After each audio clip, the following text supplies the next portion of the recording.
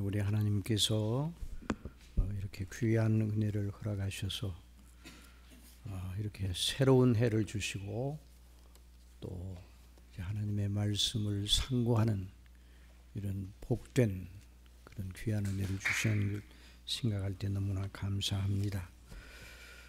이런 일은 정말 우연하게 된 일이 아니라 하나님의 그 거룩하신 뜻과 사랑 가운데 된 일입니다. 하나님께서 우리를 사랑하시는 그 사랑은 우리가 생각하는 수준의 사랑이 아닙니다.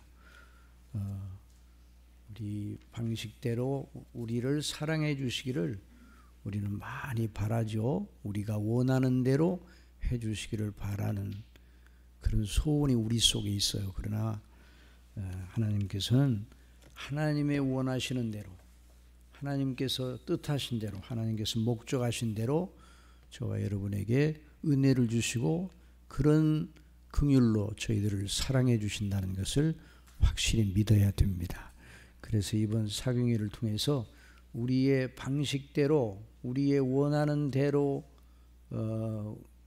좀 잘 해주시면 좋겠습니다가 아니라 하나님께서 우리를 위하여 어떤 목적과 계획을 창세전부터 가지고 그렇게 세상을 창조하시고 또 우리 주 예수님을 통해서 우리를 구원하시고 또 우리가 이 땅에 태어나서 살고 있는데 우리가 이 땅에 앞으로 사는 날과 영원히 사는 것을 생각하면서 이런 아름다운 그런 말씀을 듣고 성령께서 오늘 장로님 기도하신 것처럼 성령께서 저와 여러분의 심령을 온전히 주장하셔서 말씀과 함께 역사하시는 성령님의 역사가 저와 여러분의 심령에 충만하게 나타나기를 바랍니다. 그런 은혜를 반드시 주실 것입니다. 자, 우리가 연약하고 미련하여서 우둔한 안목으로 우리의 처한 환경과 조건과 처지로 인해 마음이 상하고 아플 때가 너무나 많습니다. 거기 우리 이제 팜프릿을 참조해 보면 주전 610년 전에 하박국은 고민하고 슬퍼하였습니다. 당시 유다 왕국의 상태는 매우 혼미하였습니다. 공의와 정의와 자비가 사라지고 악독과 포악이 판을 치고 있었습니다. 여호와여, 내가 부르짖어도 주께서 듣지 아니하시니 어느 때까지니까? 내가 강포로 말미암아 외쳐도 주께서 구원하지 아니하시나이다. 어찌하여 내게 죄악을 보게 하시며 패역을 눈으로 보게 하시나이까? 겁탈과 강포가 내 앞에 있고 변론과 분쟁이 일어났나이다. 이러므로 율법이 해이하고 정의가 전혀 시행되지 못하오니 이는 악인이 의인을 에워쌌으므로 정의가 굽게 행하여 짐이니라.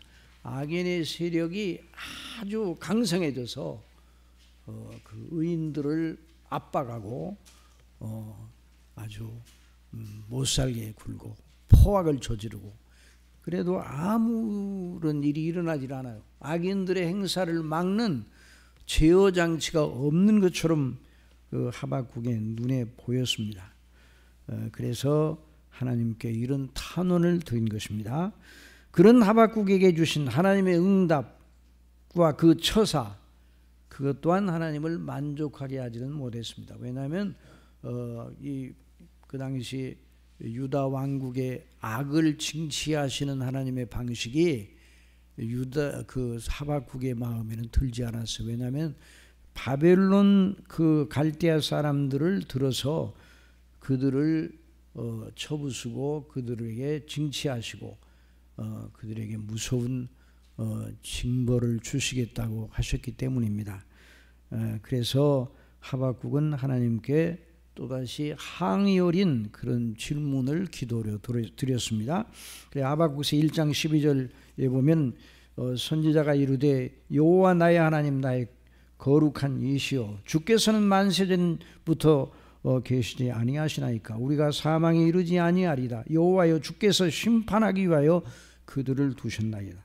반석이시여, 주께서 경계하기 위하여 그들을 세우셨나이다. 주께서는 눈이 정결하심으로 악을 참아보지 못하시며 패역을 참아보지 못하시거든 어찌하여 거짓된 자들을 방관하시며, 여기서 말하는 거짓된 자들은 바벨론을 가리키는 거예요. 이제 바벨론 군대를 통해서 예루살렘을 아주 징벌하겠다고 말씀하시니까 이 거짓된 자들, 여전히 바벨론 사람들은 거짓된 자들, 우상숭배들, 악인이 자기보다 의로운 사람을 삼키는데도 잠잠하시나이까. 하나님, 그들보다는 그래도 유다 백성이 악을 행한다 할지만 그들보다는 낫잖아요.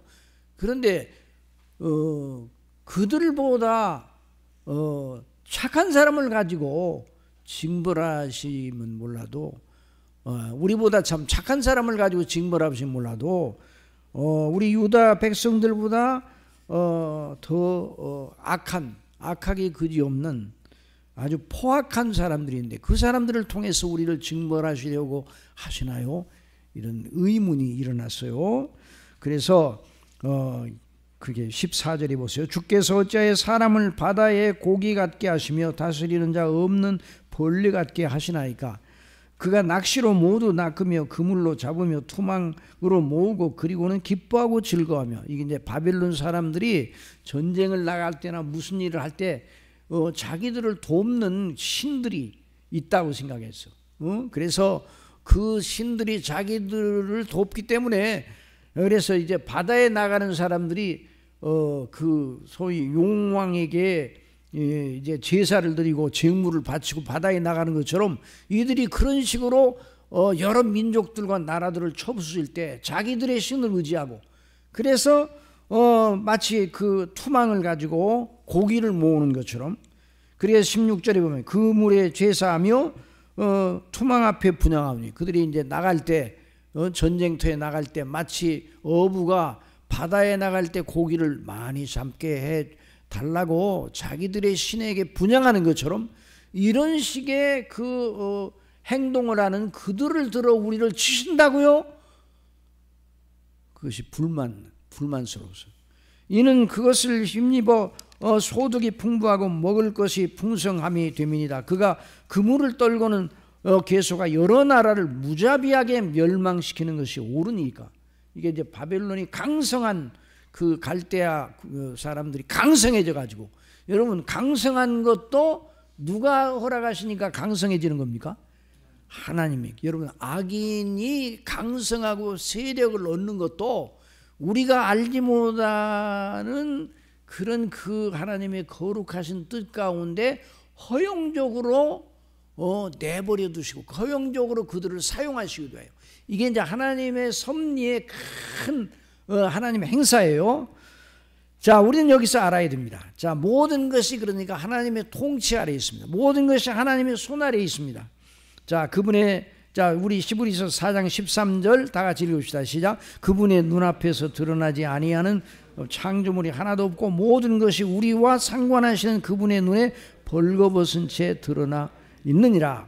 또 참새 2마리가 한 아사리온에 팔리지 않느냐. 그러나 너희 아버지께서 허락하지 아니하시면 그 하나도 땅에 떨어지지 아니하리라. 자, 우리가 눈앞에 보는 현실도 누구의 손 안에 있다고요? 하나님의 손 안에 있어요. 그런데 그 현실이, 그 현실에 대한 이해와 해석은 그 현실 자체를 보고 할 수 있어요, 없어요? 없어요. 악인이 왜 득세하는가? 악인이 왜 이렇게 힘을 가지고 많은 사람들을 고통케 하는가? 역사 속에서 그 아주 굉장히 영웅이라고 칭호를 받는 사람들은 전부 다 악을 행한 사람들이에요. 다 알렉산더 대왕 또 역사를 또 로마의 여러 군인들이 막 정복하는, 그런데 그 모든 이들이 다 선을 행하기 위해서 전쟁을 이렇게 한 게 아니에요. 제국주의적인, 그리고 나폴레옹이라든지 또는 이제 20세기 들어와서 히틀러 이런 존재들, 또 일본의 도조 같은 그런 이런 존재들이 막 히틀러는 그 유럽에서, 그리고 일본의 도조는 막 이 동남아시아에서 이렇게 많은 악을 행하는 그런 거대한 세력이, 이 세력도 누가 허락하신 것이라고요? 하나님께서 허락하신 것이에요. 그러니까 사람이 그런 세력을 크게 가질 때 하나님이 나를 사랑하셔서 이렇게 큰 세력을 나에게 주셨다. 이렇게 이제 악인들은 늘 얘기해서 히틀러를 죽이려는 사람들이 24번이나 히틀러를 죽이려고 계획을 세웠는데 번번이 그 전에 발각이 되어서 잡혀서 오히려 그들이 죽었어요. 그럴 때 히틀러는 그때마다 뭐라고 그러는 거니? 하나님이 나를 보호하셔서, 하나님이 내 편이셔서 이렇게 얘기를 했어요. 그러니까 악인들이, 사람이 힘이 있고 세력이 강해질 때 하나님이 자기를 위하시고 자기를 존귀하게 여기시고 사랑하셔서 그러시는 줄 안단 말이죠. 그러니까 우리가 현실에 있는 그 눈에 나타나는 것을 보고 하나님의 사랑, 하나님의 뜻, 이것을 헤아리는 것은 매우 힘이 드는 거예요. 우리 자신들도 마찬가지예요. 우리 자신들이 행하는 일이 뭐 잘 되고 그럴 때 하나님이 나를 사랑하시는구나. 우리 자신들이 그 행하는 일이 어렵고 우리 형편이 어렵다 그러면 하나님이 나를 미워하시는구나. 이렇게 생각하면 안 된다 이 말이에요. 그러니까 나타난 현실과 이런 그 눈에 보이는 것만 가지고는 안 된다 이 말이죠. 그래서 하박국 역시 현실을 주목하면서 하나님의 뜻을 발견하려고 하니까 그런 고민에 사로잡혔어요. 그러나 그는 포악한 현실과 공의로운 하나님 사이의 조화를 이끌어낼 수 없었습니다. 하나님께서는 갈대아 사람들 곧 바벨론을 통해 그 악을 징치하실 계획을 하박국에게 알려주셨습니다. 그리고 그 일은 곧 성취될 것이었어요. 하박국이 이 선지서를 기록할 시점으로부터 약 15년 내지 20년 사이에 그 참담한 현실이 그 앞에 올 거예요. 하지만 그 현실이 하나님으로 말미암아 이루어진 것임에도 불구하고, 하나님이 허용하신 것임에도 불구하고 하박국에게는 또 다른 불만으로 다가왔단 말이죠. 그는 하나님께 탄원하며 자신의 마음을 쏟아놓았습니다. 어찌 이런 일이 있을 수 있습니까? 왜 하나님이 이렇게 하십니까? 그에 대한 하나님의 응답이 하박국서 2장 1절로 우리 2장 4절까지 다 같이 읽어봅시다. 시작. 내가 내 파수하는 곳에 서며 성류에 서리라. 그가 내게 무엇이라 말씀하시는지 기다리고 바라보며 나의 질문에 대하여 어떻게 대답하시는지 보리라 하였더니 여호와께서 내게 대답하여 이르시되 너는 이 묵시를 기록하여 판에 명백히 새기되 달려가면서도 읽을 수 있게 하라. 이 묵시는 정한 때가 있나니 그 종말이 속히 이루겠고 결코 거짓되지 아니하리라. 비록 더딜지라도 기다리라. 지체되지 않고 반드시 응하리라. 보라, 그의 마음은 교만하여 그 속에서 정직하지 못하나 의인은 그의 믿음으로 말미암아 살리라. 가장 중요한 요점이 뭐예요? 의인은 믿음으로 말미암아 살리라. 자, 여기서 말씀하시는 것은 마치 이와 같은 내용입니다.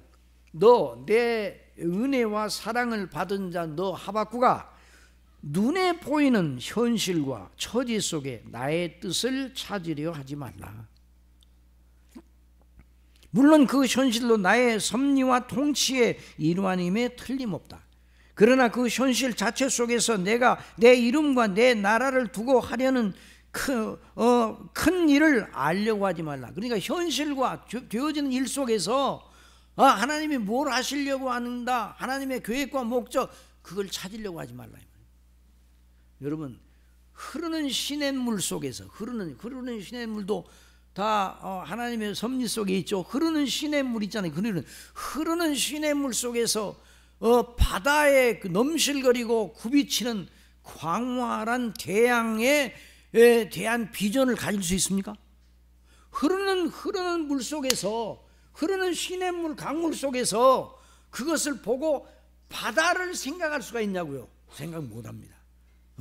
그 바다, 물론 그 물이 다 흘러가서 바다로 흘러가지만은 그 자체로 바다의 큰 그 위용을 전혀 눈치채지 못하는 거예요. 그처럼 현실로 하나님의 뜻이 계시된 것이 아니다 이 말이죠. 이건 이제 매우 중요한 것이에요. 그래서 내가 너에게 주어 판에 명백하게 새겨 달려가면서도 읽게 해준 나의 묵시의 기록, 그건 뭐예요? 묵시의 기록이 뭐예요? 성경. 우리가 가지고 있는 이 성경이 묵시의 기록이에요. 그러니까 성경의 기록. 그래서 이제 하나님께서 성경의 기록을 통해 하나님 아버지의 뜻을 우리 주 예수 그리스도의 그 계시를 알려주셨어요. 그러니까 예수님이 늘 기록되었을 때 성경을 응하게 하시려고 언제나 성경의 기록이 바로 하나님의 뜻이에요. 그래서 이 묵시의 기록을 보라 이 말이죠. 거기에 나의 영원한 목적이 기술되어 있다 그랬어요. 그러니까 달려가면서도 읽을 수 있게 판에 명백히 새기라. 바로 성경을 가리켜서 말하는 거예요. 신학자들이 이 부분을 가지고 성경의 속성을 말하는데, 성경의 명백성, 따라서 성경의 명백성, 성경을 통해 하나님의 뜻을 명백하게, 모호하고 애매하고, 물론 뭐 성경에 어려운 부분도 있긴 하지만 성경이 말하고자 하는 중심 그 진리는 명백하게 드러나 있어요. 그래서 그것이 하나님의 계시란 말이죠. 그러니까 하나님께서 우리에게 계시를 주실 때, 하나님의 뜻을 알리실 때, 하나님의 비밀을 알리실 때 모호하고 어렵고 이렇게 이것인가 저것인가 애매하고 이렇게 해주신다고 그러면 그 뜻이 무엇인지를 모르잖아요. 그런데 성령을 통해 명백하게 보여주셨단 말이죠. 그래서 나의 사랑을 입고 은혜를 받아 구원받은 영생 얻은 사람들, 곧 나의 의인들은, 택한 백성들은 그 기록을 따라 나를 경외하고 믿는 자들이다. 여러분, 예수 그리스도를 믿어 구원받는 사람은 뭘 의존하여 예수님을 믿는다고요? 성경에 의존하여, 성경에 의존하여. 내게 주어진 무슨 체험이나 뭐 희한한 어떤 신비로운 어떤 것이나 이런 걸 통해서 하나님의 뜻을 알려고 하는 것이 아니라 성경의 기록을 의존하여. 그러니까 우리가 예수님을 믿되 성경대로 믿는 것이란 말이에요. 그러니까 내 눈에 보이는 것이 무엇이든 이 기록대로 나를 믿으라 그 말이에요. 그런 사람이 내가 주는 구원을 받아 살 것이고 영원히 살리라. 이 방식을 떠나서 나의 구원의 은혜를 받을 자는 없다. 이 내 방식을 외면하는 자는 마치 어떤 사람이 술을 즐기며 거짓되고 교만하여 가만히 있지 아니하고 수월처럼 자기의 욕심을 넓히며 또 그는 사망 같아서 족한 줄을 족한 줄을 모르고 자기에게로 여러 나라를 모으며 여러 백성을 모으는 자로다. 그러니까 이 갈대아 그 바벨론 사람들이 힘이 세니까 여러 나라들을 자기 것으로 만드니까, 정복해서 만드니까 만족해요, 만족하지 않아요? 여러분, 만족하겠어요, 안 만족하겠어요? 나라 하나를 뺏었어요. 만족해요, 안 만족해요? 그날은 좋아하겠죠. 안 만족해요. 또 다른 나라를 또 뺏으라고요. 개인도 마찬가지죠.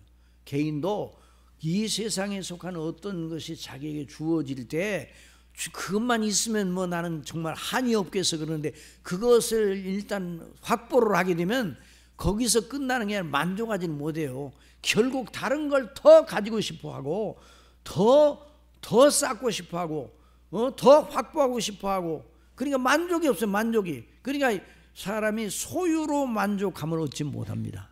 여러분 믿습니까? 이거에 대한 증인이 누구예요? 이런 소유로 만족이 없다는 증인이 어디 있냐고요? 어디는 어디 있어요? 저와 여러분이지. 저와 여러분이 증인이에요. 저와 여러분이 그런 체험을 많이 하잖아요. 그것만 있으면 나는 더 이상 바랄 것이 없어. 그런데 딱 확보하면 다른 걸 또 추구하게 돼요. 만족이 없다 이 말이에요.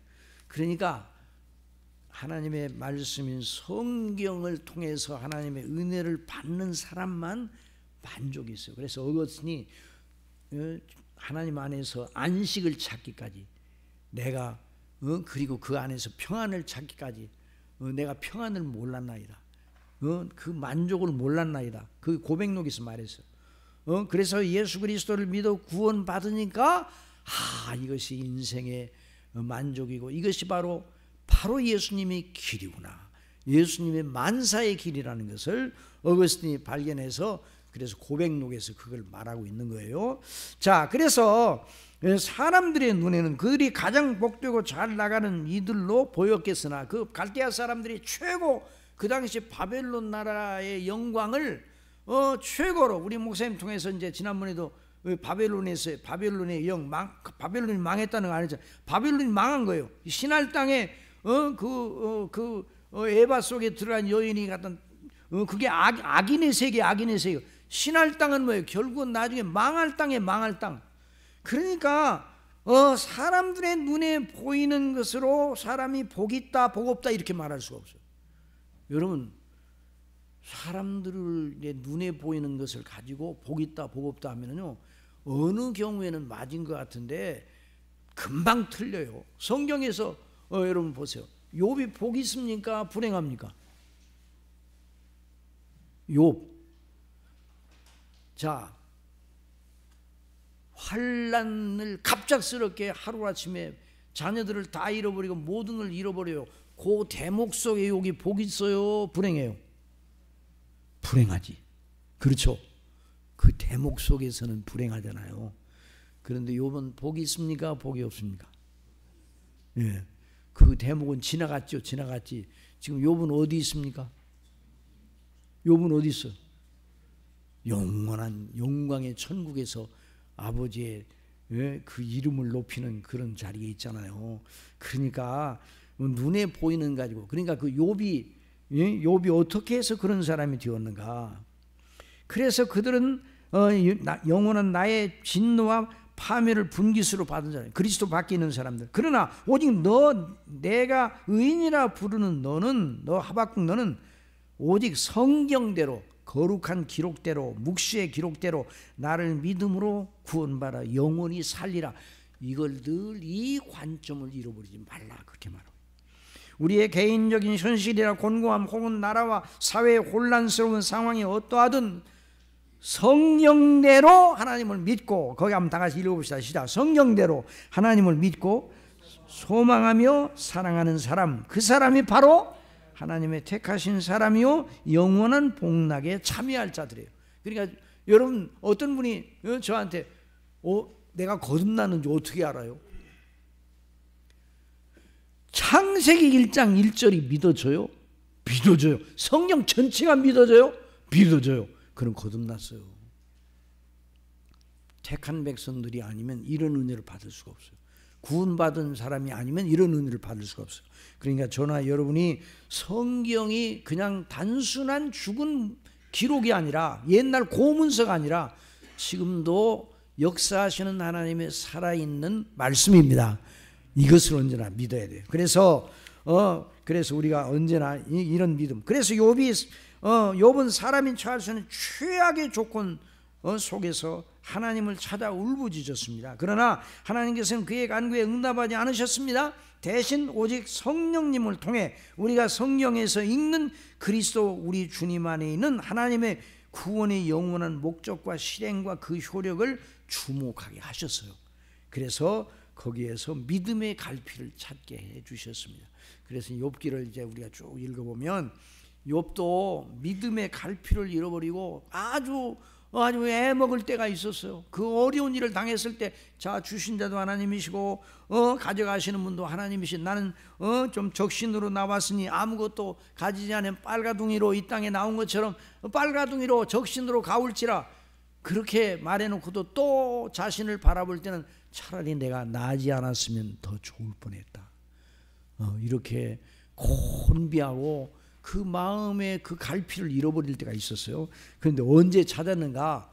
하나님을 경외하면서. 자, 욥기 23장 8절 다 같이 봅시다. 시작. 그런데 내가 앞으로 가도 그가 아니 계시고 뒤로 가도 보이지 아니하며 그가 왼쪽에서 일하시나 내가 만날 수 없고 그가 오른쪽에서 돌이키시나 배울 수 없구나. 그러나 내가 가는 길을 그가 아시나니 그가 나를 단련하신 후에는 내가 순근밭이 되어 나오리라. 그래서 하나님 왜 이렇게 저에게 이렇게 고난을 주시는 거예요? 왜 이렇게 환난 속에 저를 집어던지셨어요?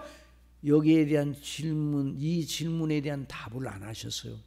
그 대신 어디서 답을 찾게 해주셨다고요?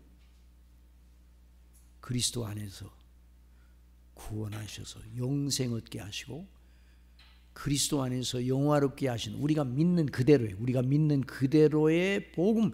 그러니까 이제 구약 성경, 그 당시 이제 지금부터 저 아브람 시대니까 한 4,000년 전의 사람이에요. 그러니까 그 당시에 그 구원의 길도 우리가 받는 구원의 길이랑 같아요. 그 길이 바로 그리스도. 그 당시 예수 그리스도께서 아직 오시지 않았지만은 여전히 하나님의 약속을 따라 그리스도를 믿는, 구속주를 믿는 사람이 바로 욥이었어요.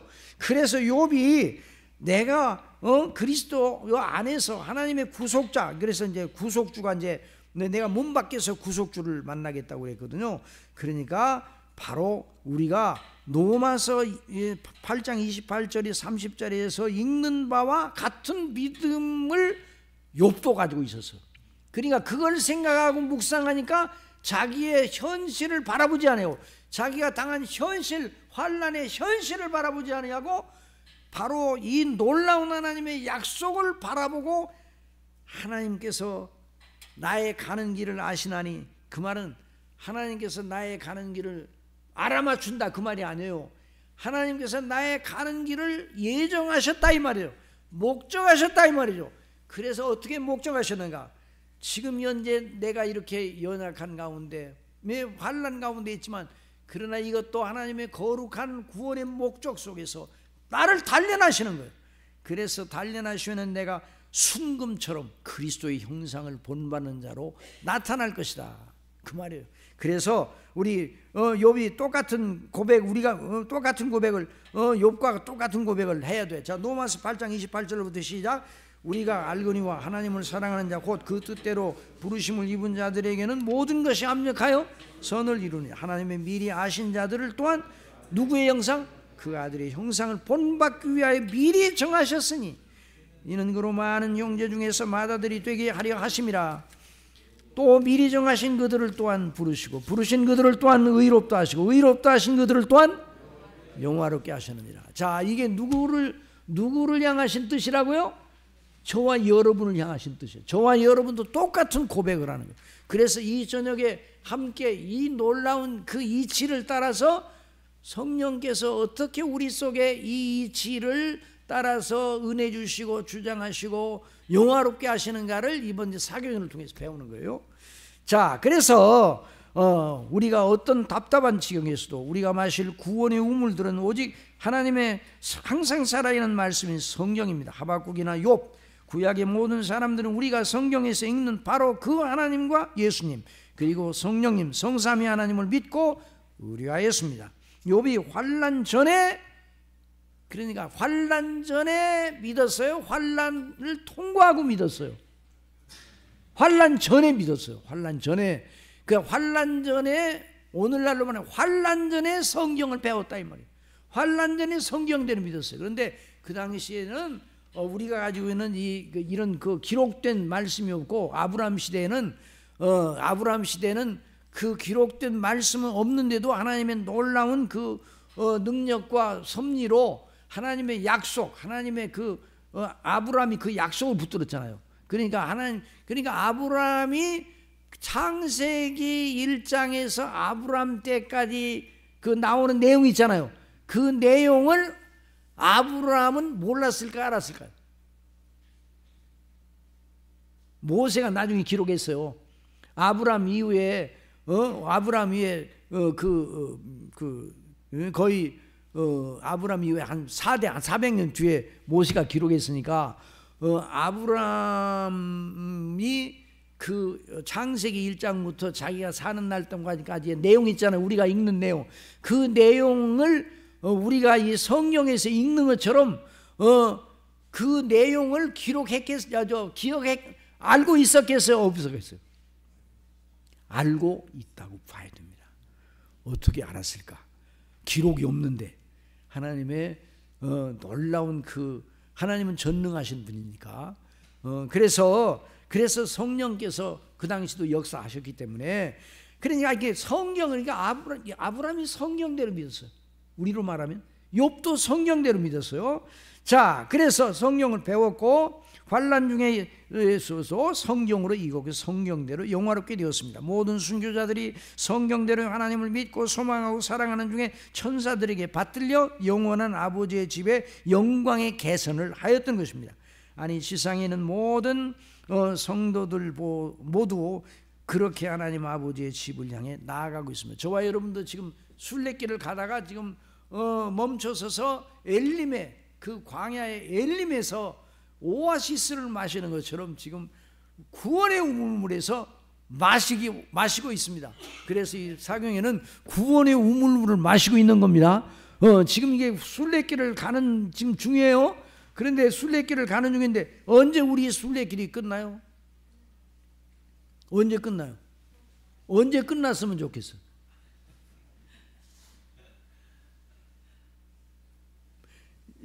이전에 이제 하늘나라에 가셨으니까 계장로님 그 부인 권사님 신현순 권사님이 계셨어요. 그때 육순 좀 넘으셨어. 언제 끝나셨으면 좋겠습니까? 그랬는데 80까지는 사시고 싶다. 그렇게 생각해요. 예? 그런데 육순이 못 드셨어. 그때 육순이 못 드셨어요. 제가 87년에 왔으니까 88년에 그런데 여기 지금 전 눈이 오는 날 버스를 타고 어디를 가시다가 버스에 올라가다가 그 승강기 올라가는 게 미끄러져 가지고 뇌진탕으로 해서 며칠 만에 하늘나라에 가셨어요. 그런데 그분이 언제나 새벽기도에 나오시면서 늘 은혜를 사모하는 아주 신실한 그런 분이었어요. 그리고 나중에 이제 계장로님 이제 혼자 계셨잖아요. 근데 계장로님은 그때 이제 믿음이 계시긴 계시지만 그 권사님만큼은 그렇게 강하지를 못했는데 계장로님은 이제 권사님 하늘나라에 가신 다음에 믿음이 강화되셨어. 그래 늘 장로님 그러시더라고. 어떤 데는 견딜 수가 없는 그때 어떻게 이겨내요? 그러니까 그때 하나님을 찾으면서 그때 기도하는 걸 배워. 기도하고 하나님을 찾고 그때마다. 그래서 80까지 사시고 싶다더니 60도 못 되셔서 하늘나라에 가셨어요. 그러니까 여러분 우리의 순례길이 언제 끝나요? 언제 끝나냐고요? 몰라요. 그렇게 대답해요. 몰라요. 그런데 모르니까 언제라도 하나님이 부르시면 갈 대비가 되어 있어야 돼요.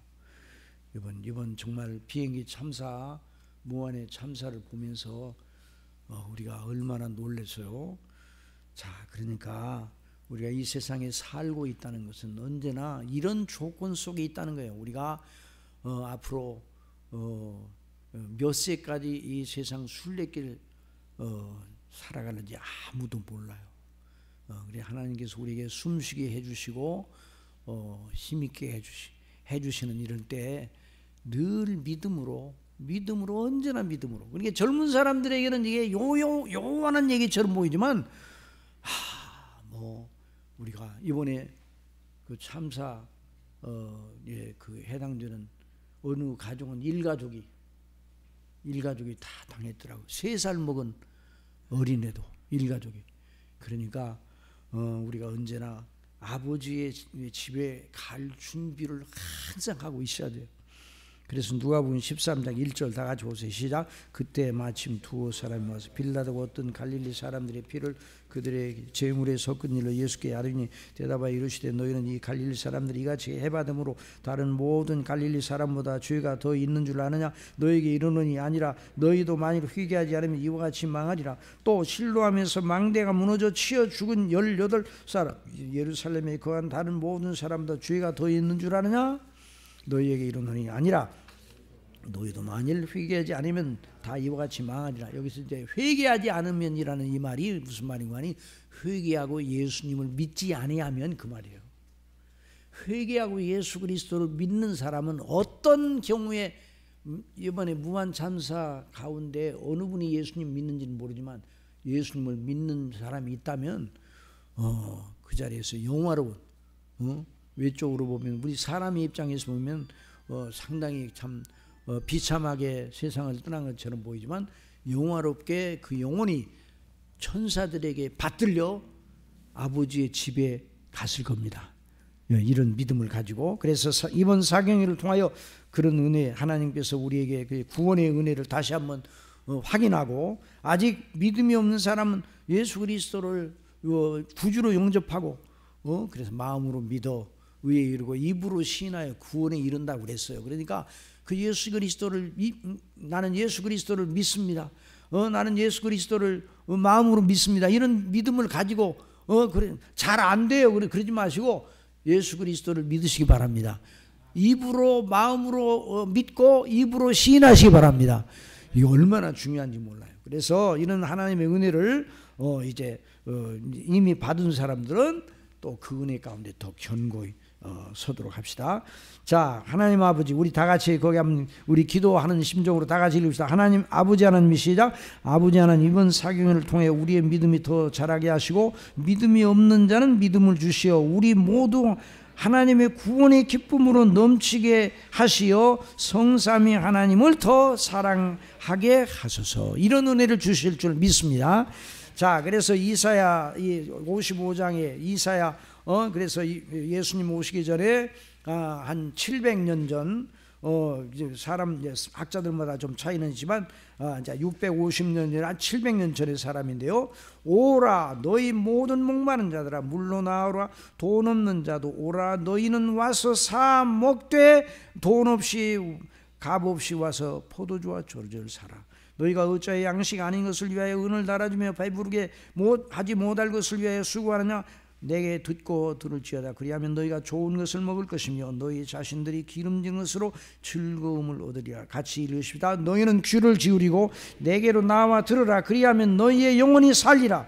내가 너희를 위하여 영원한 언약을 맺으리니 곧 다윗에게 허락한 확실한 은혜니. 보라, 내가 그를 만민에게 증인으로 세웠고 만민의 인도자와 명령자로 삼았었나니 보라, 내가 알지 못하는 나라를 내가 부를 것이며. 이 말이 무슨, 알지 못하는 나라가 뭐예요? 하나님 나라예요.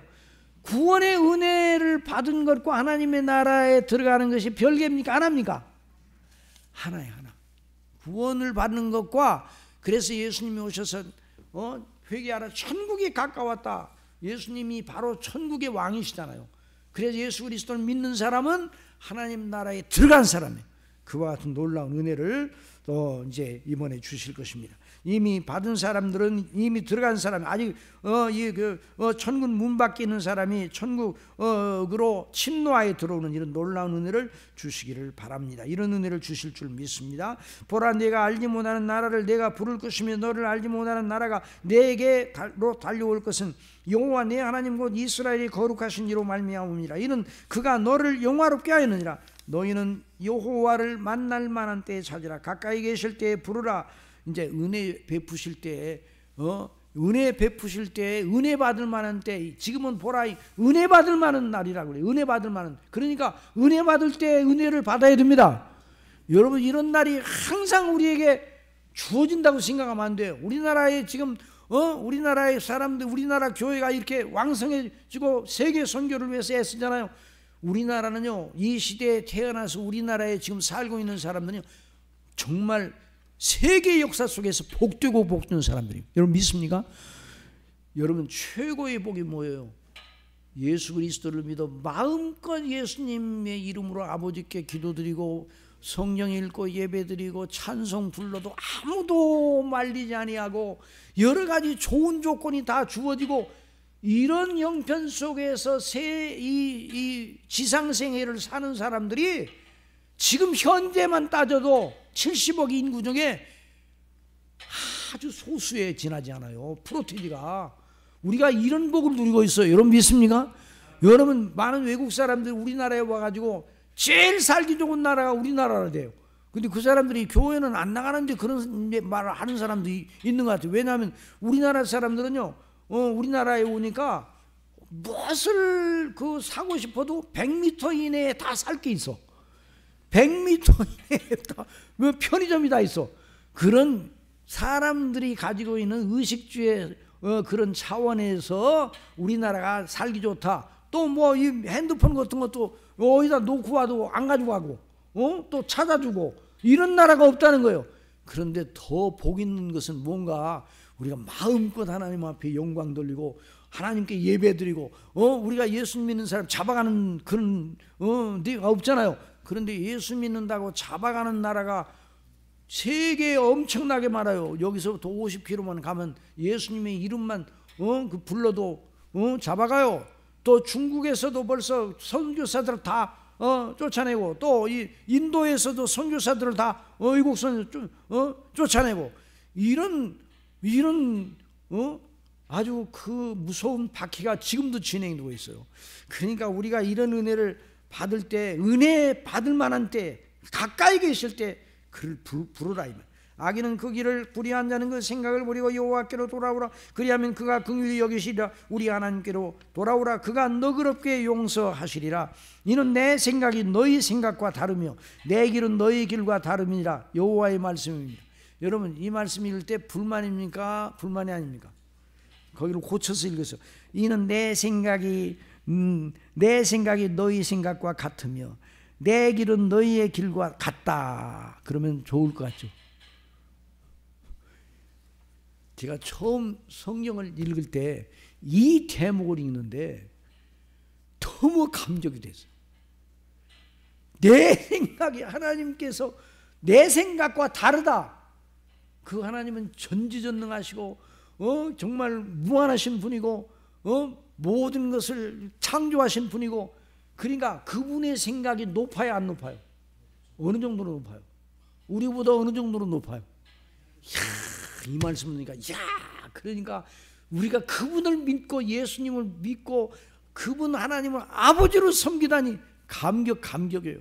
그래서 이 말씀은 불만이 아니라 너무 기쁘고 놀라운 말씀입니다. 이는 하늘이 땅보다 높음 같이 내 길은 너희의 길보다 높으며 내 생각은 너희의 생각보다 높음이니라.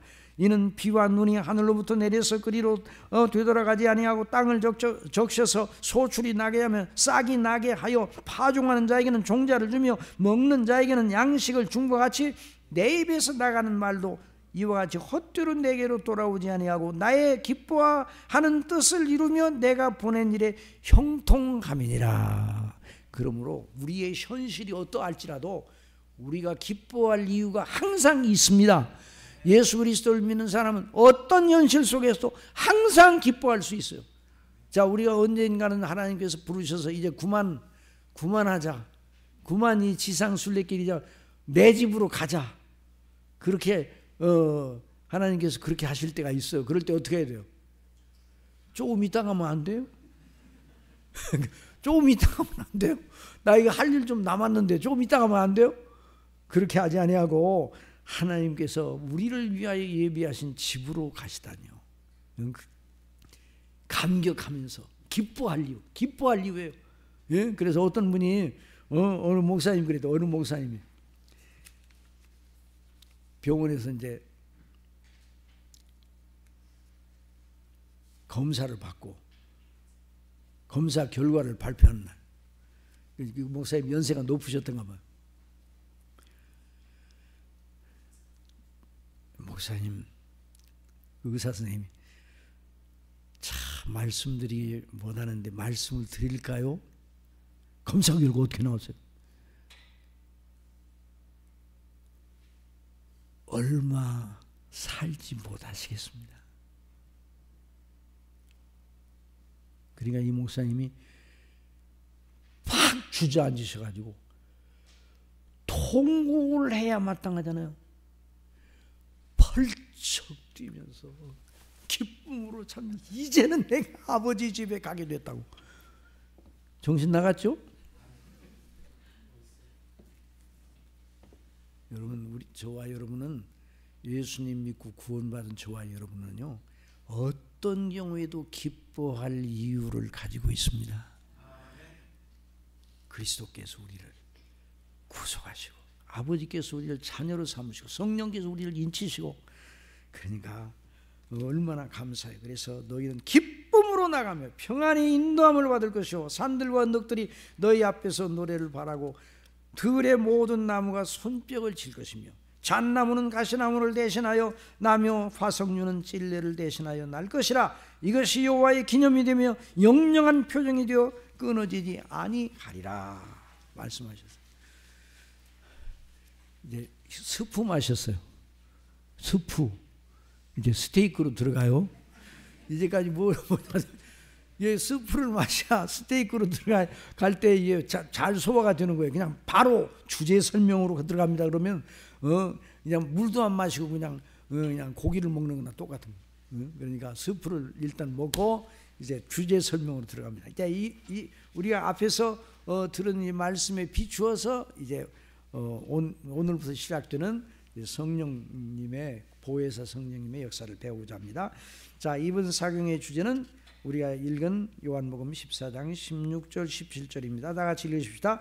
내가 아버지께 구하겠으니 그가 또 다른 보혜사를 너희에게 주사 영원토록 너희와 함께 있게 하리니 그는 진리의 영이라 세상은 능히 그를 받지 못하나니 이는 그를 보지도 알지도 못함이라. 그러나 너희는 그를 아나니 그는 너희와 함께 거하시며 또 너희 속에 계시겠습니다. 자, 성령께서 우리 속에 계시는 거예요. 참, 이 현실을 늘 우리가 잊지 말아야 돼요. 근데 우리가 얼마나 잘 읽는지, 여러분 얼마나 우리가 연약한지, 얼마나 귀한 것을 눈여겨보지 않고 다른 눈에 보이는 현실과 현안에 매몰되어 가지고, 그런데 다시 한번 이 현실을 생각해야 돼요.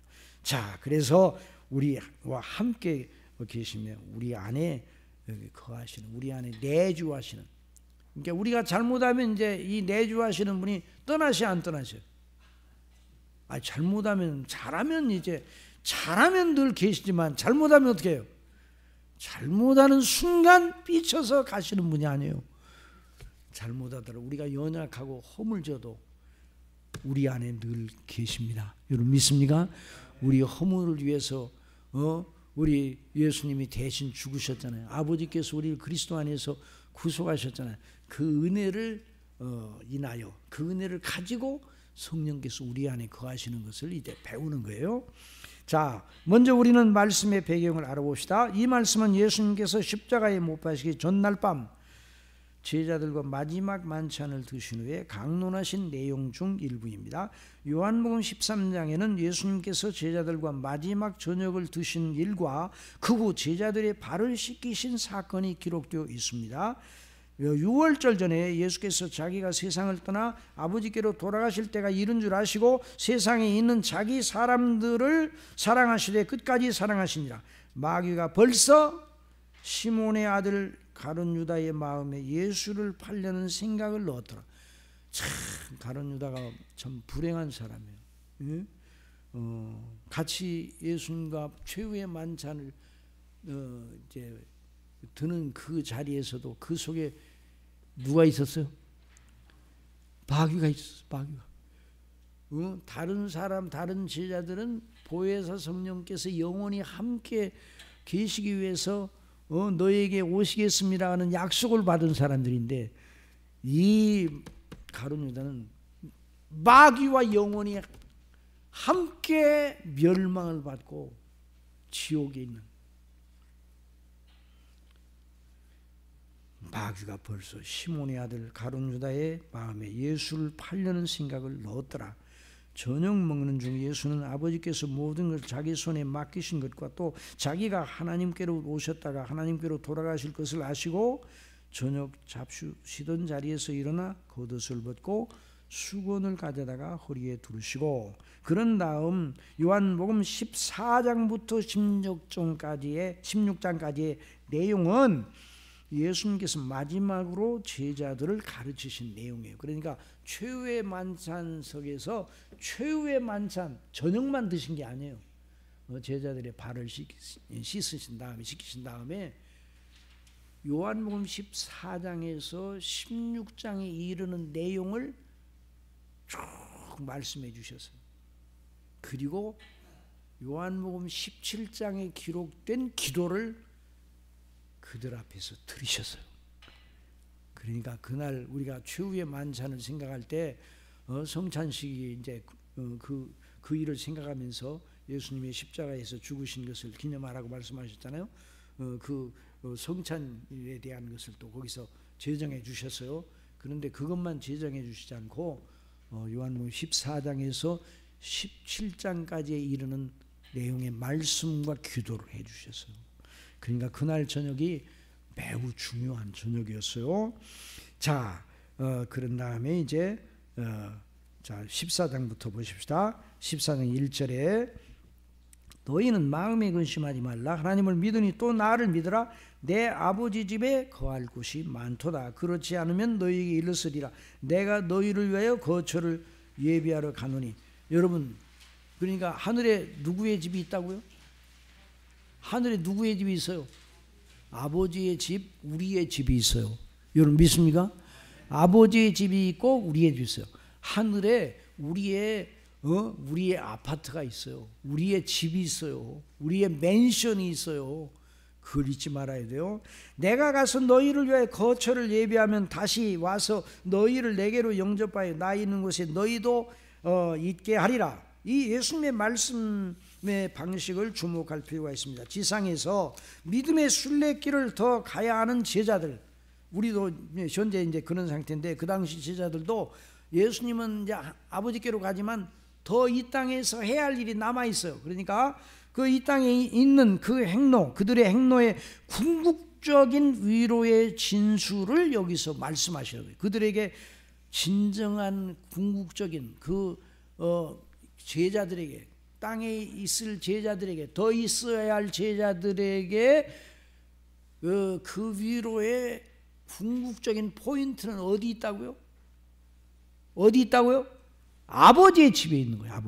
아버지의 집. 아버지의 집이 지상에 있는 하나님의 사람들의 궁극적 위로의 셈입니다. 아버지의 집이. 아버지의 나라의 영광과 그 완성이 저와 여러분의 복이에요.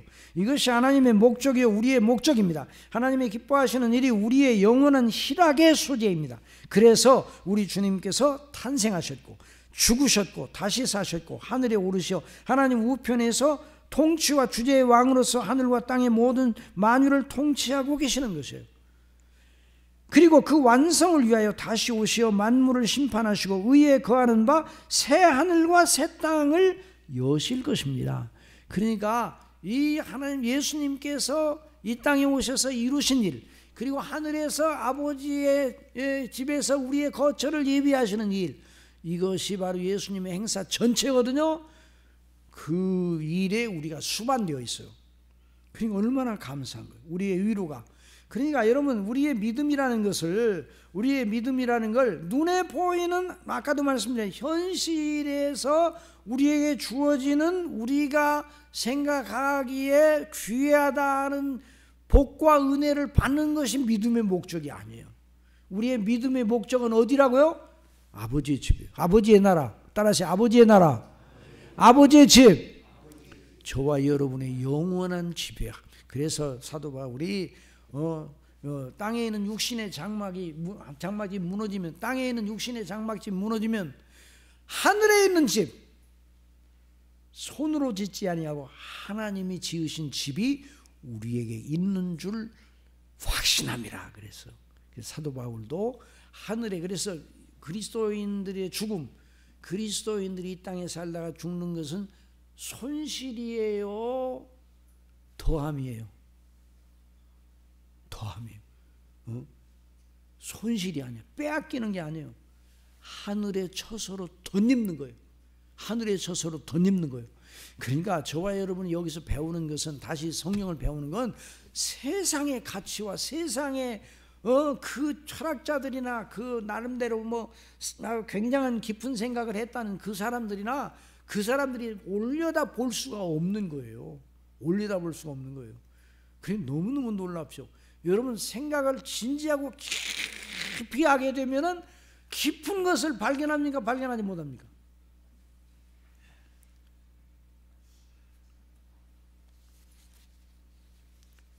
석가모니가 깊이 사색한 사람이에요. 예? 그런데 사색을 깊이 한다고 깊은 것을 발견하지 못해요. 저 이전에 김용옥이라는 분이, 김용옥, 상당히 그 요식하다고 하는 분인데, 그분이 어디 나와서 그러더라고요. 예수님의 이 기독교는 유치하다는 거예요. 왜 유치한가? 아니 불교의 그 시조인 석가모니는 인생에 대해서, 인생 조건에 대해서, 생로병사에 대해서 심각하고 진지하게 고민을 많이 했다는 거예요. 연구를 많이 했다는 거예요. 또 공자님도 굉장히 많이 공부를 했다는 거예요. 그런데 예수님 공부한 적이 있어 없어? 어느 학교 다녔어? 어느 학교 졸업장이에요? 석사요, 박사요? 예수님의 경력이 뭐예요? 목수요, 목수. 어느 날 때가 되어 사람들의 앞에 천국이 가까웠느니라, 회개하라, 천국이 가까웠느니라. 내가 바로 하나님의 아들 구주다. 나를 믿는 자는 영원히 산다. 그러니까 예수님이 심각하게 인생에 대해서 고민한 적이 있어요, 없어요? 없어요. 그러니까 기독교는 유치하다는 거예요. 그러니까 생각을 많이 하면 고상한 것이 나오죠, 사람이. 시험장에 학생들이 시험을 보기 위해서 문제지를 받았어요. 그리고 이제 문제를 풀기 시작합니다. 심각하게 고민을 많이 하는 학생이 있어요.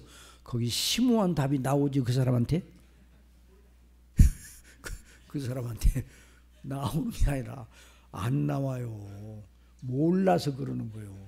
그리고 예수님이 만일 인생이 무엇인가, 제자들이 예수님께 아니 많이 그랬다면 뭐 그런 것이 아닌데 예수님 왜 이렇게 고민을 하세요? 글쎄 나도 좀 인생이 무엇인가를 좀 깊이 연구를 하고 있다. 그러면요, 그분 믿을만해요, 믿을만하잖아요? 못 믿어요. 예수님은 나오셔서 바로 말씀하시는지, 그분이 누구셔요? 창조주네, 창조주. 인생을 지으신 분이니까 예수님이 고민할 필요가 있어요, 없어요? 깊이 사색할 필요가 있어요, 없어요? 예수님이 기도하시고 아버지께 기도하면 눈물로 기도를 하셨지만 뭘 몰라서 기도한 게 아니에요. 예? 하나님의 뜻대로 하나님의 거룩한 뜻을 이루기 위해서 하나님께로부터 주시는 그 성령의 권능을 받고 하나님께 온전한 하나님의 뜻을 온전히 섬기기 위해서 기도하신 것이지 몰라서 그러신 게 아니에요. 그러니까 저와 여러분은 예수님을 믿는 것은 유치한 걸 믿는 게 아니에요. 확실한 걸 믿는 거예요. 아주 창조하신 그분인데 왜 인생에 대해서 고민을 해요? 그러니까 바로 말씀하신 거예요. 누구한테 배울 필요가 없는 거예요. 그래 예수님이 언제 글을 배웠지? 이사야 글을 쫙 읽으니까 12살 때 거기 성전에 올라가. 그러니까 언제 이렇게 글을 배워서 누구한테 배워서 가말리엘한테 배웠는가? 어디서 배웠는가? 배울 필요가 없어요, 예수님. 그래서 예수님이 이런 분이에요. 그래서 우리 예수님이 그 마태복음 28장 18절에 예수께서 나와 말씀하여 이르시되 하늘과 땅의 모든 권세를 내게 주셨으니 그러므로 너희는 가서 모든 족속을 제자로 삼아 아버지와 아들과 성령의 이름으로 세례를 베풀고 내가 너희에게 분부한 모든 걸 가르쳐 지키게 하라. 볼지어다 내가 세상 끝날까지 너희와 항상 함께 있으리라 하시니라.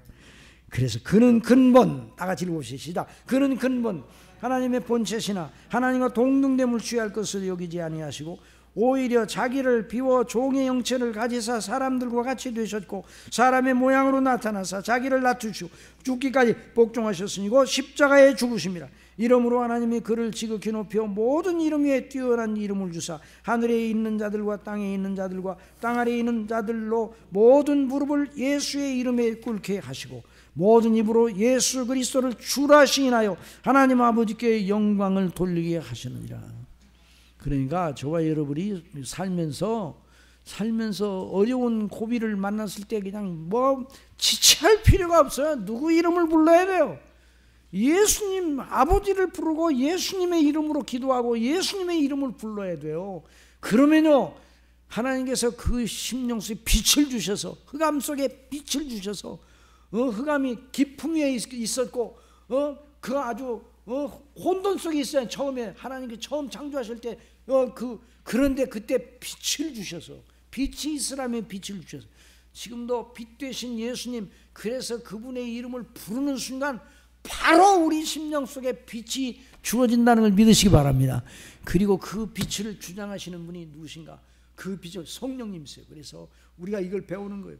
그러니까 이런 분이 말이에요. 이런 하나님께서 우리를 위하여 이 땅에 오셔서 우리를 위하여 죽으시고, 우리를 위하여 사람이 되어 오셔가지고 우리를 위해 죽으시고 다시 사시고, 그분이 하나님 우편에 계시고 우리를 위해 기도하고 계시고, 또 그분이 또 오셔가지고 우리를 위한 아버지의 뜻을 따라 완전하고 영화로운 그리스도의 영광의 형체와 같이 만드실 그런 놀라운 뜻을 바라보고 지금도 기도를 하고, 중보의 기도를 하고 계셔서, 그러니 얼마나 놀랍습니까? 자, 그러므로 교회가 하나님의 마음의 중심에 있습니다. 여러분, 하나님께서 늘 마음에 누구를 생각하는가? 저와 여러분을 생각하는 걸 언제나 잊지 말아야 돼요. 저와 여러분, 내가 너를 주목하여, 따라하죠. 내가 너를 주목하여 가르치리라. 내가 너를 주목하여 가르치리라고 말씀하죠. 항상 저와 여러분, 언제나 저와 여러분을, 그래서 시온이 사람들이 하나님이 시온을 잊으셨다 했거든요. 나는 너를 결코 잊지 아니한다고. 내가 너를 어디다? 손바닥에 새겼다고. 여인이 자기 태에서 난 아들을 긍휼히 여기지 않겠느냐? 여인이 젖먹이 아이를 잊을 수가 있어요? 그러나 그들은 잊을지라도 사람이 극한 상황에 들어가면, 자녀에 대한 사랑이 지극하지만 극한 사랑에 들어가면 자녀도 잃어버려요. 자녀도 몰라. 그러나 나는 너를 잊지 아니한다. 내 성벽이 항상 내 앞에 있다고 그랬어요. 그러니까 하나님의 교회가, 우리 중심 교회가 하나님의 마음속에 언제나 이렇게 생각하면 돼요. 저와 여러분을 어떻게 사랑하시는가? 이 세상에 아무도 없고 저와 여러분 혼자만 있는 것처럼 아시고 사랑하셔요. 여러분 믿습니까? 저와 여러분을 어떻게 사랑하시는 거 아니? 저와 여러분 혼자만 있는 것처럼 우리 이해로 그렇게 사랑하셔요.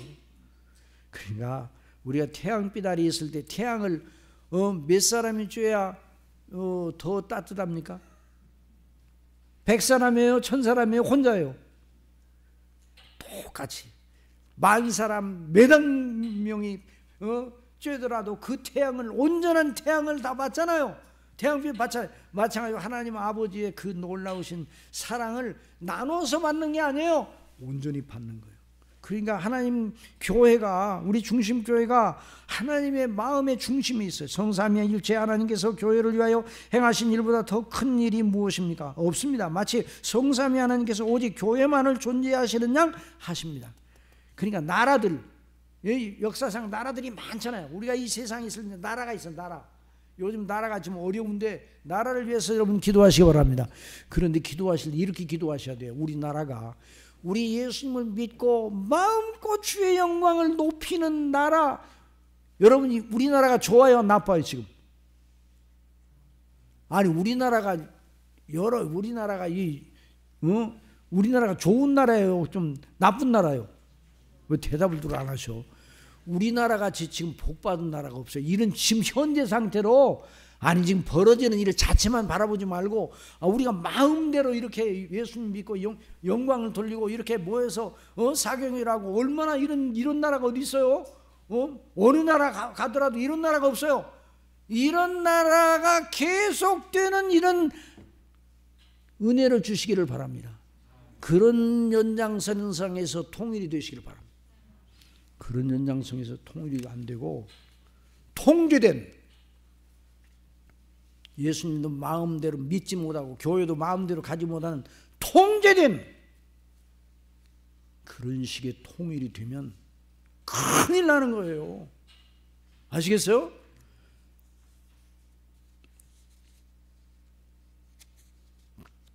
한번 여러분에게 묻겠습니다. 민족주의가 기독교적입니까? 반기독교적입니까? 민족주의. 민족주의가 좋죠. 민족을 위한다는 거. 그렇지만 민족주의가 되면 안 돼요. 민족주의를 앞세우면 안 돼요. 민족주의가 최고의 가치가 되면 그게 바로 히틀러가 게르만 민족으로 모든 세계를 장악해야 된다. 게르만 민족이 최우수한 민족주의를 내걸었어요. 그러니까 그 똑똑하다고 하는 그 독일 사람들이 하이 히틀러 그랬잖아요. 거기에 빠져가지고 민족주의를 내세워 통일을 말하는 사람들은 경계해야 돼요. 우리는 민족주의가 아니에요.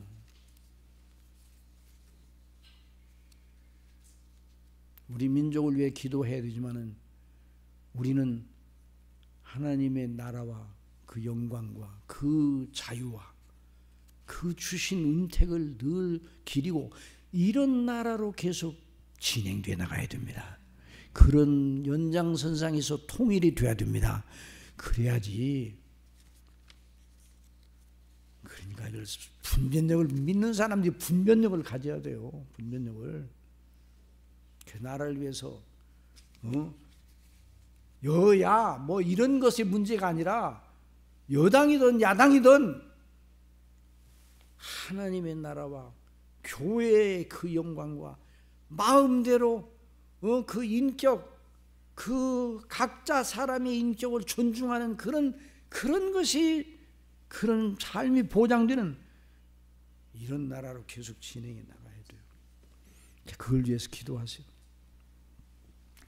그래서 마지막 교회만 영화롭게 될 겁니다. 자, 우리 베드로후서 3장 9절 다 같이 봅시다. 주의 약속은 얻은 이들이 더디다고 생각하는 같이 더딘 것이 아니라 오직 주께서는 너희를 위하여 오래 참으사 아무도 멸망하지 아니하고 다 회개하기에 이르기를 원하시느니라. 그러나 주의 날이 도둑같이 오리니 그날에는 하늘이 큰 소리로 떠나가고 물질이 뜨거운 불에 풀어지고 땅과 그 중에 있는 모든 일이 드러나리로다. 이 모든 것이 이렇게 풀어지리니 너희가 어떠한 사람이 되어야 마땅하냐. 거룩한 행실과 경건함으로 하나님의 날이 임하기를 바라보고 간절히 사모하라. 그날에 하늘이 불에 타서 풀어지고 물질이 뜨거운 불에 녹아지려니와 우리는 그의 약속대로 의가 있는 곳인 새 하늘과 새 땅을 바라보도다. 그러므로 사랑하는 자들아 너희가 이것을 바라보나니 주 앞에서는 점도 없고 흠도 없이 평강 가운데서 나타나기 힘쓰라.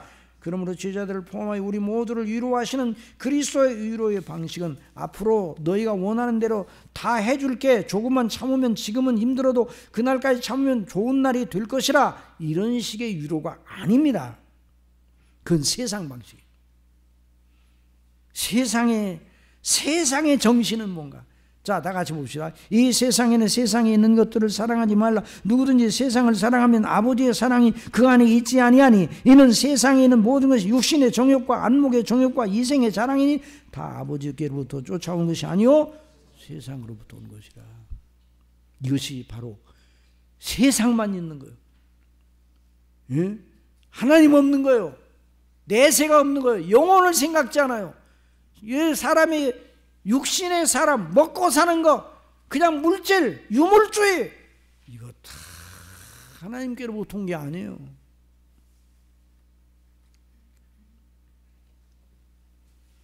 통제사회 그 거짓된 이상향을 향해서 유토피아. 그래서 그 유토피아가 이루어질 때까지 그 유토피아 사람들이 생각하는 나름대로의 천국이 이루어질 때까지 모든 개인의 인권과 모든 생각은 통제를 해도 된다. 이게 인류사에서 그런 것들이 실행된 나라들이 제일 불행한 나라들이 있어요. 지금도 그걸 버리지 못하는 나라들이 있어요. 우리는 그런 나라가 되면 안 돼요. 결국 세상이야. 응? 자, 그러나 이 세상도 지나고 그 정욕도 지나고 오직 하나님의 뜻을 행하는 자는 영원히 거하느니라. 자, 우리의 가치 기준은 이 세상에 사라질 것에 있지 않고 우리의 가치는 영원히 항상 남아 있어도 하나님께 영광이 되고 우리의 복락이 될 것에 있어요. 영원히 영원한 영원히. 그래 우리 주님께서 어디에 우리의 보물을 쌓아두라고 하셨어요? 너희를 위하여 보물을 땅에 쌓아두지 말라. 거기는 좀과 동록이 하며 도둑이 구멍을 뚫고 도둑질하느니라. 오직 너희를 위하여 보물을 어디에 쌓아두라고요? 하늘에 쌓아두라. 거기는 좀이나 동록이 해하지 못하며 구멍을 뚫지도 못하고 도둑질도 못하느니라. 내 보물에는 그곳에는 내 마음도 있느니라. 눈은 몸의 등불이니. 그러니까 여기서 말하는 눈은 뭐예요? 분별력을 가지라는 말이에요. 분별력, 영적 분별력. 영적 분별력이 없으면 소경이에요. 헬렌 켈러는 눈도 못, 귀도 막혀, 말도 못해. 그런데 영적 분별력이 들어가니까 수많은 사람들에게 빛을 주는, 수많은 사람들에게 메시지를 남기는 사람이 되었어요. 그 영적인 눈이, 내 눈이 상하면 온몸이 밝을 것이요 눈이 나쁘면 온몸이 어두울 것이니 그러므로 내게 있는 빛이 어두면 그 어둠이 얼마나 더하겠나요. 영혼의 빛. 그래야 하나님의 성령께서 우리 속에 그리스도 안에 있는 이 놀라운 은혜의 영광을 우리 속에 비추기 위해서 우리 속에 계시는 거예요.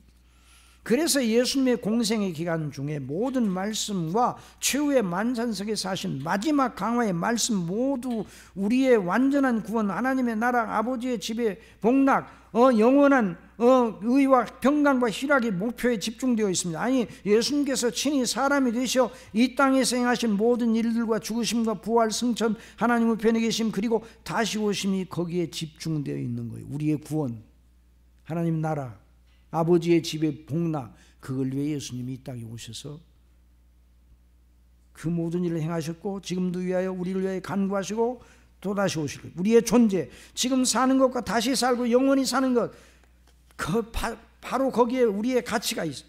우리의 낳고 자라고 살고 죽는 인생의 행로가 바로 그 하나님의 영광의 행사의 일환이에요. 그리고 이 땅에 우리가 태어난 거 기적이 아니에요. 기적이 안 기적이에요. 아이고, 어쩌다 내가 태어나서 그런 생각이 들어올 때가 있어요. 사람들한테. 그러면 안 돼요. 하나님 믿는 사람은 내가 이 땅에 태어난 게 기적이다.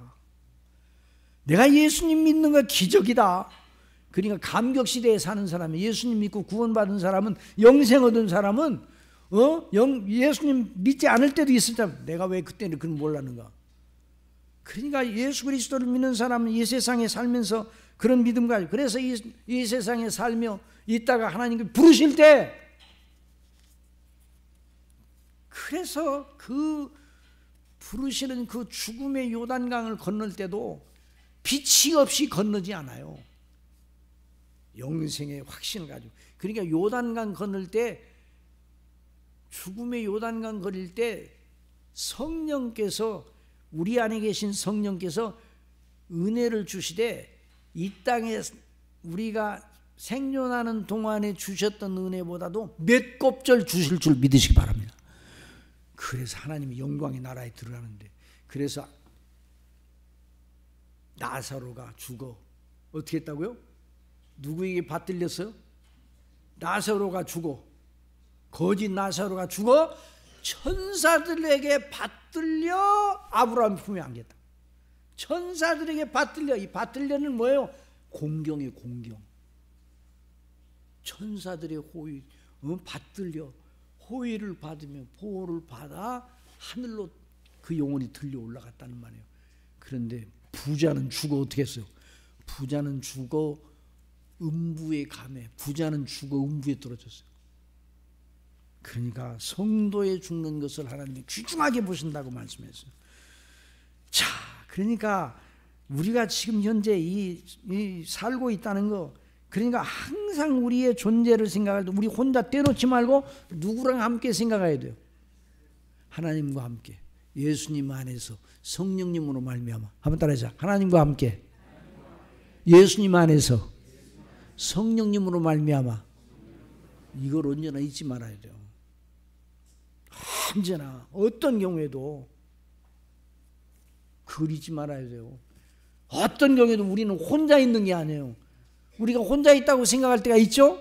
그러나 혼자 있지 아니하고 누구? 그리스도 안에 우리가 있는 거예요.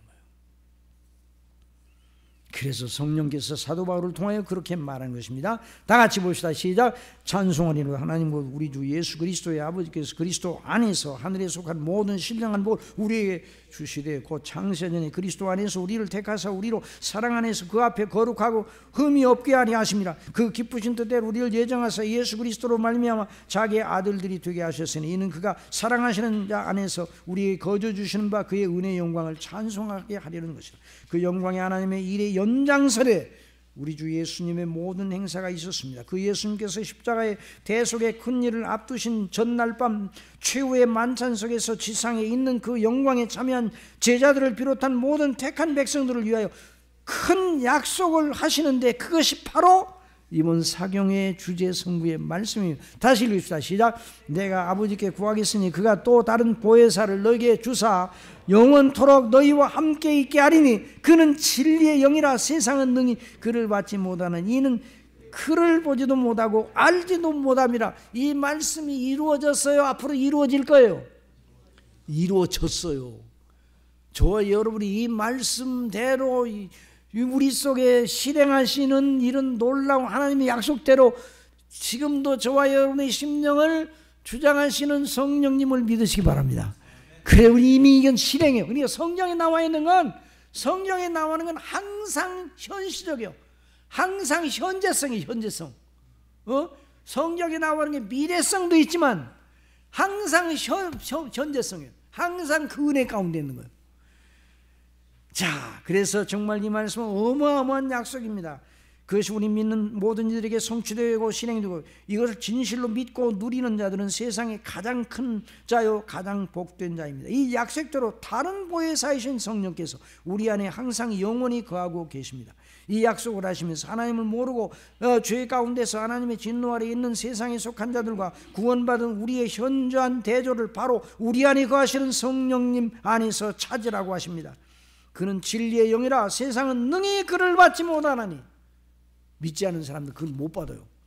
그런데 예수 그리스도를 믿는 우리는 이는 그를 보지도 못하고 알지도 못함이라. 그러나 너희 안에 거하시겠습니다. 너희 안에. 그러나 우리는 그분 보혜사 예수님을 믿고 알고 모시고 있습니다. 우리가 연약하고 무디어 그 놀라운 복의 현실을 잊을 때에도 그때가 많습니다. 그러나 우리를 버리거나 떠나지 아니하십니다. 오직 그분 성령께서는 은혜로 우리 안에 내주하시면서 우리를 그리스도 안에 세우시고 하나님 아버지를 아버지라 부르게 하시며 기뻐 순종하는 자들로 가르치시고 먹이시고 감동하시고 인도하시고 능력을 주시는 거예요. 그래서 예수님께서는 당신 자신을 원보혜사로 전제하시고, 원래 이 보혜사라는 건 늘 함께 계시면서 늘 위로하고 힘을 주고 가르치고 깨우쳐주고 각성하고 언제나 그의 도움 돕는 자로, 언제나 위로자고, 항상 그 사람이 참된 후견인을 가리켜 보혜사라 그랬어요. 파라크리토스라. 항상 따라다니면서. 그런데 예수님이 제자들의 보혜사였어요. 그런데 예수님이 승천하신 다음에 지상에 있는 그들과 함께 예수님과 동등하게 예수님의 자리에서 그 일을 하실 분이 누구시라고요? 성령님이. 그래서 다른 보혜사라고 그래서 그 다른 보혜사가 지금 우리 속에 계시는. 그러니까 지금은 우리가 다른 보혜사라고 이렇게 부를 필요는 없어요. 우리의 보혜사예요. 그렇죠? 우리의 보혜사예요. 그런데 제자들에게는 다른 보혜사예요. 그런데 지금은 우리는 보혜사예요. 예? 그래서 아버지께서 예수님은 아버지의 보내심을 받은 자로서 대속의 일을 하셨고, 성령께서는 아버지의 뜻을 따라, 누구의 뜻을 따라? 아버지의 뜻을 따라 그리스도의 이루신 일의 효력을 우리에게 적용하시고 그 안에서 견고하게 서게 하시는 거예요. 한번 따라 하십시다. 성부의 선택, 성자의 구속, 성령의 적용, 이것이 성령 전체를 붙들고 있는 삼위일체의 교리의 아주 핵심이에요. 물론 이제 아버지 혼자만 우리를 택하셨는가, 그건 아니에요. 성삼위 하나님께서 함께 그 창세전에 함께 회의를 하셨어요. 함께 도모하셨어요. 계획을 그러셨는데, 이 질서상 성삼위 하나님께서 성삼위가 아닌 질서, 그래서 아버지의 뜻을 아들이 이루시고 그 영이신 성령께서 아버지의 뜻을 따라 아들 안에서 역사하셔서 그 아들이 그 행하시는 모든 일을 이루시고 또 그 아들이 행하신 일의 효력을 우리 속에 적용하시는 거예요. 자, 그러니까 저와 여러분을 구원하시는 이 하나님의 행사는 간단하게 된 일이 아니에요. 그러니까 저와 여러분이 구원받았다는 건 그냥 간편으로 된 것이 아니에요. 성삼위 하나님의 존재와 속성과 성품 전체를 동원하여 이루신 일입니다. 그러니까 하나님의 최고의 작품이에요. 그래서 구원의 일을 새 창조라 그렇게 말하는. 여러분 믿습니까? 새 창조. 아무것도 없는 데서 창조하셨잖아요. 처음 창조. 아무런 의도 없는 지옥밖에는 갈 수 없는 우리를 예수님 안에서 구원하셔서 새 사람으로 영원히 아버지의 나라에 사는 그 영생 얻은 사람으로 새롭게 창조해. 새롭게. 그러니까 우리에게 있는 걸 이렇게 고쳐가지고 개선하고 그런 게 아니라 옛사람은 죽이고 새 사람을 그리스도 안에 새 사람을 우리에게 주셨어요. 그 원리를 주셨어요. 누가 그런 일을 하셨다고요? 그 원리 씨를 누가 주셨다고요? 그리스도 안에 있는 씨를 성령께서 주셨어요. 성령께서. 그걸 이제 배우는 거예요. 자, 그래서 이제 시간이 되면 이제 많이 지나가는데 조금만 하고 이제 한 5분만 하고 이제 제가 시간은 지금 45분까지는 어떤 일이 있더라도 그건 마치려고 그래요. 그 다음에 이제 담임 목사님 나오셔서 하시고 너무 또 이제 길게 하면 아이고 오늘 갔더니 길더라. 그래고 내일 안 나오면 또 안 돼. 그러니까 그 대신 45분까지는 할 테니까 5분 남아서 5분. 자, 흔히 성령님을 배운다면 성령님의 은사, 능력에만 집중하려고 하나 그것은 바른 성경적인 방식이 아니에요. 성령께서는 단독으로 일하지 아니하시고 항상 성부와 성자와 일치하시고 연합하시어 일하십니다. 자, 그래서 아버지 하나님께서는 예수 그리스도의 아버지시고 예수님께서는 아버지의 아들로서 아버지의 일을 하시러 오셨어요. 누구 일을 하러 오셨어요? 예수님의 일을 하셨다고 해도 틀림이 없어요. 왜냐하면 아버지와 예수님은 하나시니까. 그런데 질서를 따라서 그렇게 말씀하셨어요. 성령께서는 아버지의 뜻에 따라서 예수님을 드러내고 선양하시러 우리 안에 계시며 일하십니다. 진실로 진실로 내게 이르노니 우리는 아는 것을 말하고 본 것을 증언하노라. 그러나 너희가 우리의 증언을 받지 아니하는도다. 자, 내가 하늘로서 내려온 건 내 뜻을 행하려 함이 아니라 나를 보내신 이의 뜻을 행하려 함이니라. 나를 보내신 이의 뜻은 내게 주신 자 중에 내가 하나도 잃어버리지 아니하고 마지막 날에 다시 살리는 이것이니라. 내 아버지의 뜻은 아들을 보고 믿는 자마다 영생을 얻는 이것이니 마지막 날에 내가 이를 다시 살리리라 하시니라. 그러나 진리의 성령이 오시면 그가 너희를 모든 진리 가운데로 인도하시리니 그가 스스로 말하지 않고, 이 말씀 무슨 말인가? 예수님 성령께 스스로 말씀하셔도 돼요. 스스로 존재하시는 하나님이시니까 이건 하나님 아버지와 아들과의 관계를 이제 가르치시는 거예요. 그러니까 성령께서 단독적으로 행사하지 않으신단 말이에요. 아버지의 뜻을 따라 예수님의 것을 가지고 행사하신다 그 말이에요. 스스로 말하지 않고 오직 들은 것을 말하며 장래 일을 너희에게 알리시리라. 그가 내 영광을 나타내니, 예수님의 영광, 예수님은 아버지의 영광을 나타내셨어요. 그리고 아버지께서는 아들과 아버지께서는 성령님을 통하셔서 모든 일을 또 하셨어요. 그러니까 성령님을 또 높이셨어요. 자, 그래서 내 영광을 나타낸 내 것을 가지고 너희에게 알리시겠습니다. 물론 아버지께 있는 것은 다 내 것이라. 그러므로 내가 말하기를 그가 내 것을 가지고 너에게 알리시리라 하였노라. 그러므로 참된 구원신앙은 성삼위 하나님의 각 위에 대하여 성경이 말하는 대로 균형 있는 믿음, 소망, 사랑에 살아있는 관계의 표현이라.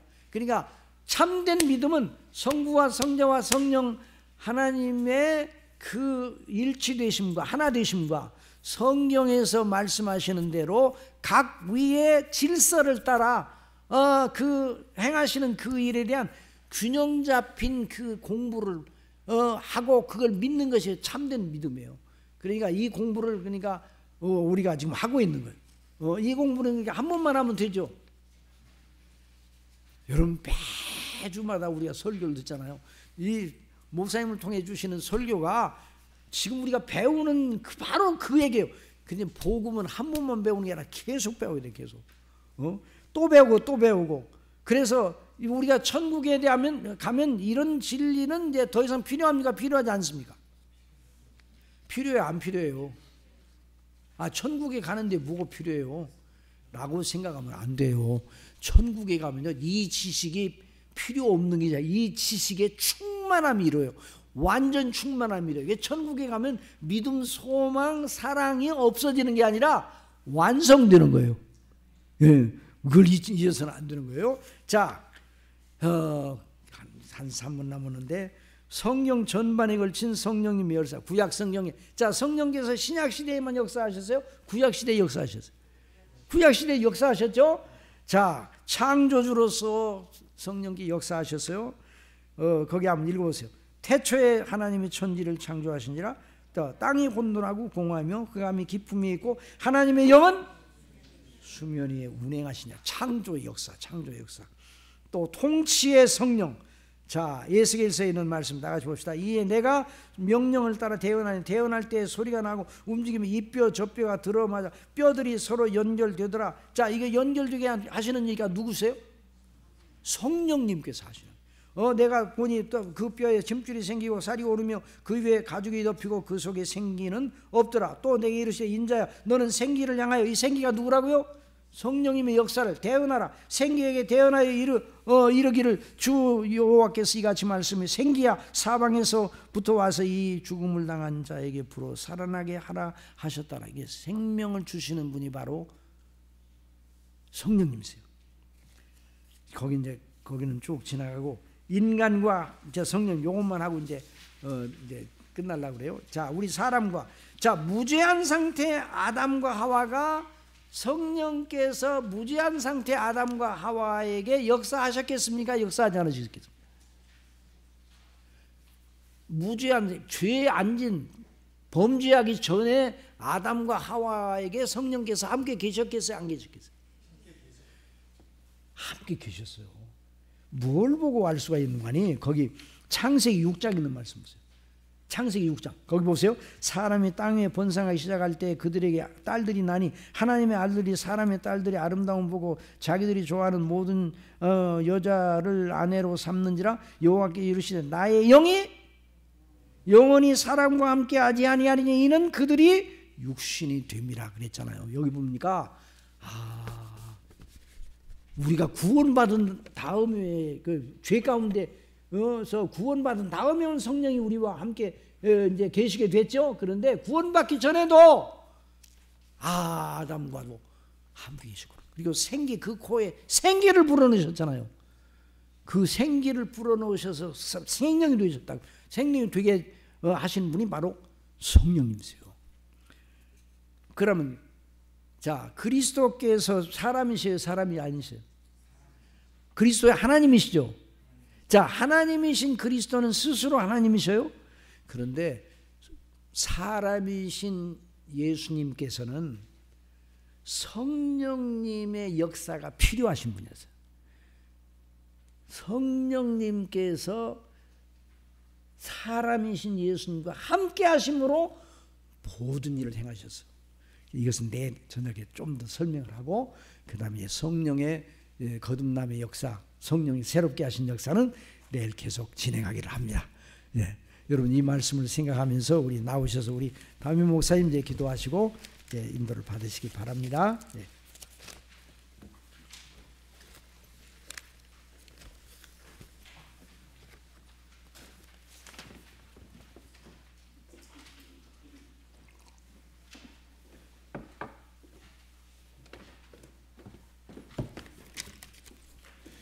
네, 귀한 말씀 감사합니다. 우리 찬송 드리고 기도하도록 하겠습니다.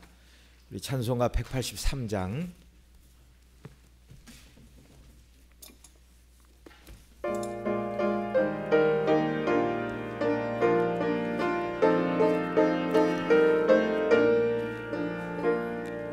빈들의 마른 풀같이 시들은 나의 영혼 주님의 성령 간절히 기다리네. 가물어 메마른 땅에 단비를 내리시네. 성령의 단비를 부어 새 생명 주옵소서. 정다운 빗소리 들려 산천이 춤을 추네. 봄비로 내리는 성령 내게도 주옵소서. 가물어 메마른 땅에 단비를 내리시듯 성령의 단비를 부어 새 생명 주옵소서. 전달아 우로를 내려 조목이 무성하니 갈급한 내 심령이